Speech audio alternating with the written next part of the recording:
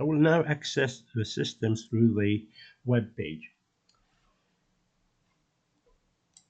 You will be presented with the login page, and this is role-based. You can have as many users as you want with different roles, and by this, each user will have limited screen views and what they need to see only. This is the admin project coordinator, so we will be able to see everything with this admin account. When you log in, you will have a dashboard. The choice is yours how you access the system. All of these will link to the main project implementation that you're doing, but you can access it through your checklist, through your tasks, through your schedule. I tend to look at the latest communication that was written to give me an idea of what's going on. So I will click the communication button, and if I'm not secured out, I will be able to see the communication that's going on. These are example communication I have written just for this demonstration. And as you can see, there are various lists that goes back into time. And I have used only the admin account in this particular case. So if I pick on any of the communication going on, as you can see, there's one asking for an update. That will take me to the issue task, which is part of the main milestone of a series of other tasks. So that task is the envelope, which I mentioned in the previous demonstration. The task will have a title. This is address book. If you can imagine, even if I'm a new person to this project, I will look at this and realize, okay, it is the address book. How do I do it? What is required from me? And what are the steps? In this issue task envelope, you can see the title. There's a request for an update. Not all the tasks will be requested update unless a sponsor requires an update. So I will be given the start and date. It's color coded to tell me whether the task is ongoing or not. And as per general convention, you will have amber indicating that the system is ready to go, green it is going okay, but it will be quite intuitive. We will cover all this in the training course when you onboard with Issulog. As I mentioned, there will be an envelope of discussion. The discussion are clearly related to the checklist that you must do to be able to achieve this goal. So setting up the address book consists of several steps, and these steps will be documented, and the status of these steps can be changed as we progress along. And if the users need to discuss these clear steps, there are specific discussion threads that have already been predefined for you to carry on. So as I would show in this case, this beginning seemed to have had some challenges, and it's been flagged by the user. And hence, anybody who is working on the team, which will be part of the collaborating team, can step in and discuss the issues with the person who is performing the task. And by working together, they can resolve the issue, they can attach the document and move forward. But you will notice also there are documentation attached here to explain what is involved in this task.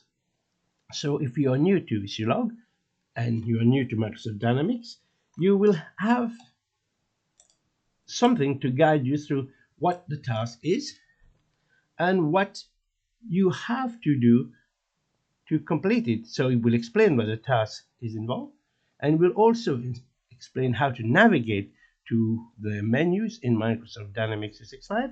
It will give you ideas of example of how you will, in this case, it is a configuration and it needs to actually be populated. And the document available at the task level will guide you through so that you can complete each task, and the task is clearly numbered so that you can go back to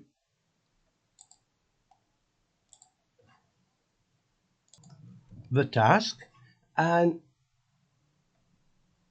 complete the steps accordingly. So if I have moved it forward, I could say I have completed a certain number, and I will clearly give indication of what status, if I am at 25%, 50%, or complete, or I'm having issued, the team has clear visibility of what's going on. If you need external resources, all this can be attached and made known to the team. And the good thing I found about Issulog, you can have an estimate of cost by booking resources at each task level. It could be the time for a partner to come and help you. It could be time of internal resource or other travel and material that you need for the project at that specific step. So the envelope of the task tells you everything you need to do this task. And then if you are wondering what this task is related to, there are only two ways of navigating through a task. Either you go up to the parent or you find any dependent task. In this case, there are no dependent tasks, so I can go up to the parent, which is a system set up on a global level. In that, there are multiple tasks, environment itself need to be configured, and these will involve other people such as infrastructure manager. If I'll drill down, there will be the guide notes, as I explained earlier on, to say what is involved in this task. So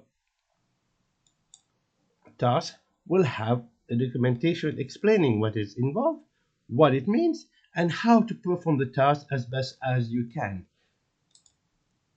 And this specific milestone of setup consists of several issue tasks. Hence, there will be organizing the hierarchies. Even if you're not familiar what this means, there will be note explaining what it is and what is needed to complete the task. And when you have completed the task, it will be flagged and the schedule will move to the next step. So that environment setup is clearly explained in the subtasks involved. And as I mentioned, we entered the system through the address book setup. And as you scroll through, you can see if there has been any urgent requirement from the sponsors or the project manager. In this case, it is clearly visible. And we can drill into the task and discuss and complete the task as required. So I mentioned that everything linked to the parent task. So if we were at the environment setup, this will have its own parent that will take me up to the very highest level of the project. So if I keep moving to the project, I will show you what are the elements of a project itself. So the configuration of the sandbox, and as you can see, the sandbox is only a step of the full project implementation. Now I can have clear knowledge of what is involved in the entire project. The project has its own sponsor, and that's the highest milestone I will find in the implementation. And these will have tasks that does not even involve Microsoft Dynamics 365 before you even engage the partner or Microsoft. It will give you guidance on how to conduct your internal strategy to be able to decide whether you need or you do not need an ERP system. It will give you sub project, sub issue tasks to be able to do the board assessment. In this case, I will click on the first stage here, and you will notice in there how the board should officially kick off the project, how to issue a business mandate, how to include business analysts, and what are expected from the business analyst to tell you that the business needs or does not need an ERP system. I will click on the KPI document just to show some of the example documents that comes with issue logs through every step. Instead of reinventing the wheels, you can use the documents that's going to be available as artifacts in here to explain what the KPIs are for your business and what you will be interested in seeing to decide whether the ERP system is going to help you improve your KPIs. And you can use this as measure going forward. So I will go back to the header of the task, which I mentioned you can always climb up or you can do dependent tasks if you wish to do so. So I am now back at the assessment level, and I will go to the full project to show you what happens end to end to the project. But at a later date, we will be giving a presentation of every step in detail. So The implementation will be conducted initially by a pre-assessment internally, and any external party will be secured depending on your requirement out of these internal assessment, where you can go all the way until you decide to kick off your ERP project, and that will mean onboarding your partner, even writing your statement of work, which you will have through the sub dependent task. But for the example that I am demonstrating, you will then, once you have onboarded a partner, you will design your environment, you will configure at least a basic sandbox, and you will explain step by step what the documentation will be and how to configure it. And if you're working with a partner, it's going to make life much easier because you will be aware of what will be required before asking too many questions. By just using Issulog, you will have visibility of all the configuration required for your system. And then when you do the discovery workshop to do your fit gap requirement to know whether it will satisfy your project, you can involve all the necessary key managers in your business, and it will give them the overview of the system and will explain the basics, but all the information is available without having to have big sit downs. But you will just only conduct one meeting for your kickoff then, and as you go through the project, the architecture will be designed, the the requirement gathering, and then if there are any changes, there will be another issue log kicked in listing all the change management. And we'll click on this button very quickly to show how Issulog treats the change management because it gives you an end-to-end process for defining it as a user, defining it functionally as a consultant, and implementing the technical solution itself. And but what is important, it has a key index which can take you back to every change that you wish to make in the system. So I shall go back to the fractional requirement and proceed with the various tasks that I was describing.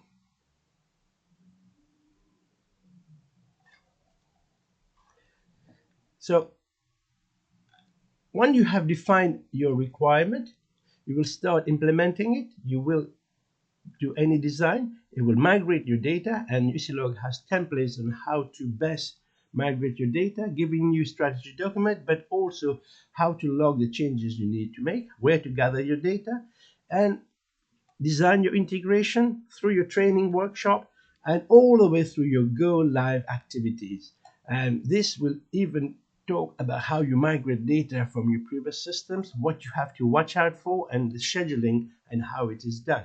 This is a full end-to-end template that you can cut and tailor to your own requirement. The documents available will facilitate 50% at least of your document writing process, and you can just attach them at the right level where you can finalize your ERP system to go live. And when you have go live, the story doesn't end here. You have to have a system to maintain the system post go live. And Issulog also assigns this to you, how to manage issues. And more importantly, your support team can have clear visibility of how the implementation was done to be able to support you after your system has gone live. After that, you can clearly sign off and use all the lessons learned to re-implement or configure your system as you go forward. So in a nutshell, this is what Issulog system can do for you.